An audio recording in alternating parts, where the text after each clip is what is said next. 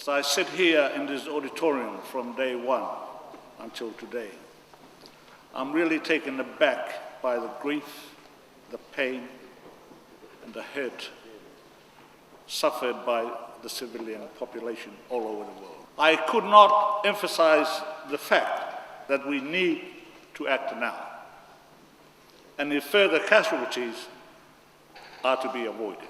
When I listened to the statements, I wasn't completely sure if we're all here for the same reasons. Some statements gave me a bit the impression that what we're here for is we're trying to regulate the use of cluster munitions. But that's not what this process is about, and I think we agreed in Oslo a year ago that what we're trying to do is to ban cluster munitions that cause unacceptable harm to civilians, to prohibit the use of these weapons. From the outcome of yesterday afternoon's session here, I was extremely disappointed because I thought that Australia, France, Canada, many countries of the European Union were here to really promote this process and this treaty to ban cluster munitions. But after listening to their deliberations, I wonder if they're here merely to protect their own cluster munitions arsenals and those of their allies. Some wealthy countries like the UK, Germany, Australia, are calling for exceptions to the treaty. This means that they're calling for certain cluster munitions not to be prohibited. And it generally just so happens that these are the very same cluster munitions that these countries have. So they're essentially saying, our cluster munitions are okay, it's other people's cluster munitions that are the problem. We think this is unacceptable. Some of these munitions achieve very good results in testing under ideal conditions. The field reality is rather different. And for example, damage in the air has caused a lot of munitions to fail.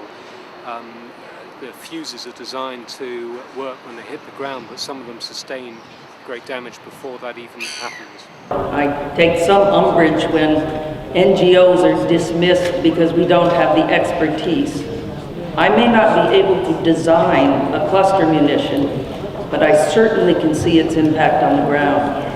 I had a real hard time listening to people saying that, of course, under existing international law, no professional military would intentionally target civilians with cluster munitions.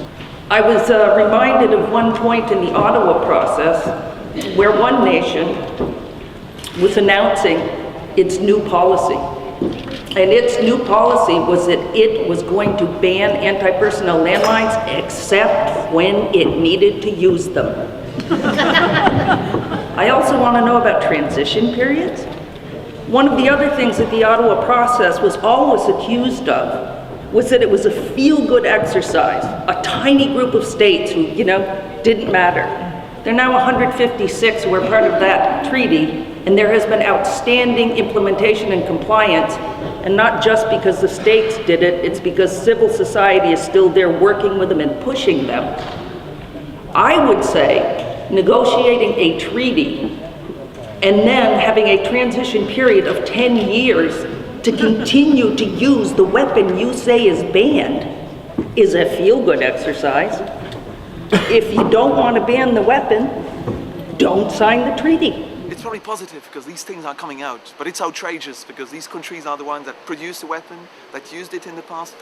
France is leading a group of countries, of users, producers, countries that basically try to water down this process. This is completely unacceptable. Countries like the United Kingdom, Denmark, the Netherlands, Germany, the Slovak Republic, the Czech Republic, basically countries that are manipulated by the United States to try to water down this process.